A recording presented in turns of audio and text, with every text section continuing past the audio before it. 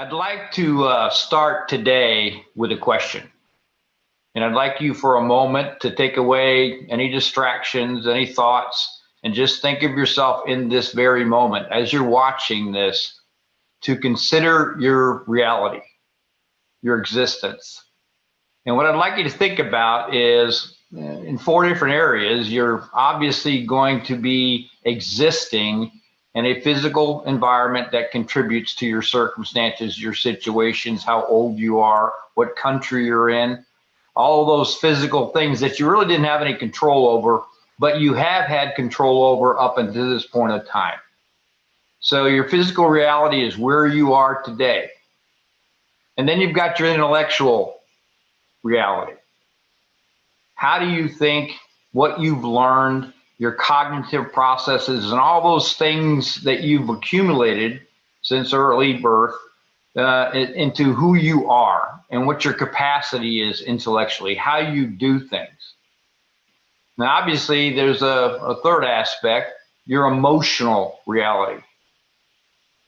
How do you feel today at this very moment as it's culminated into this point in time? And how do you see yourself in an emotional capacity or emotional state with the satisfaction of your current physical reality? And then finally, the spiritual aspect, and what your belief systems are, your values, all of that also is contributing immensely to who you think you are in your existence in this current day and form. So you're going to have to think about that in a way that tells you that you can objectively assess how you feel, how satisfied you are with your existence. And then ask yourself this question: was this a choice of yours? Is your current reality predominantly because of the decisions you made and choices you made, or were they just happenstance? Did they just happen to you? Was it choice or chance? And now I'd like to go to a little short story. Let's put ourselves in somebody else's shoes for just a few minutes and describe a physical reality that was put upon, in this case, a young girl. A young girl who was born in 1988, who was the daughter of immigrants from Ethiopia, and came to this country in 1983 and subsequently had a daughter. And this daughter is growing up in California, and she is also, by the way, deaf and blind. So those are the physical circumstances that this young girl dealt with. And you might ask yourself, if you were that young girl, what would you be thinking in terms of your reality? What would be your conscious thoughts as you're growing up and as you're going through school, middle school, high school, blind, deaf, and having been the first generation of immigrants from another country? All this happening in California. What would be your feelings and emotions that you might face? Would you be sad, bitter, unhappy? Or would you be able to turn that around into an environment by which you thrive emotionally and feel fulfilled? How about your subconscious programming? As you're growing up and you're socializing and you're learning from your family and you're learning from your school, you're learning from your culture and the socialization that takes place around you. So your emotional state's being contributed by your thoughts and your feelings. And what might you face if you were this young girl?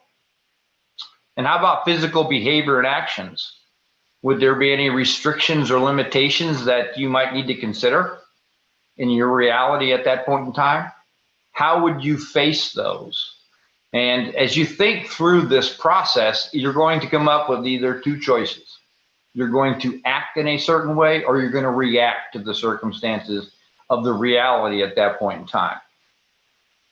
So in considering all this, it does get down to whether it's your decision or whether you're living by the chances around you and the decisions of others. And certainly none of us are captains of our own ship in terms of the ocean's going to have weather, going to have storms and things that we don't control, but we do navigate where the ship is going. and how successful you'll be in getting there. So there is thoughts that go into the process of our reality, thoughts that drive how we think of ourselves, how we think of others, how we do things, how we grow through learning. There are certainly a lot of feelings and emotions that we're going to have either control or no control over. It's our decision. And it's our choices of thoughts and feelings that subsequently develop our actions and behaviors. The things that we do, why they do them, how we do them. And as Dr. Joe Dispenza would say, those particular personalities that we attribute to ourselves is going to make our realities that we live with, create our realities. So there's a choice here of control or chance. And in that regard, let's go back to our young girl growing up, deaf and blind in California, the daughter of immigrants to this country, who subsequently turned out to be the first deaf and blind graduate of Harvard Harvard Law School. So think about that for a moment. Her choice. Her name's Haben Girma, and today she is an international advocate for diversity and accessibility. She made decisions that subsequently developed her reality, her existence, her emotional and physical state. She did not let the circumstances dictate to her. So in that same light, it does indicate that if you and I are going to make our realities what we want them to be, it's a choice. And we have to ask ourselves, are we going to live by choice or by chance? Are we going to create in love or dwindle in hate? Or are we going to exist in gratitude, fulfillment, or are we going to languor in want? These are hard decisions, and there certainly is no one path for any of us. We all have to follow our own inclinations and discover where our life could be as opposed to living in the past.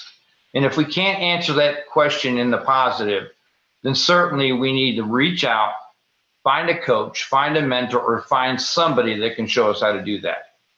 Thank you for your time.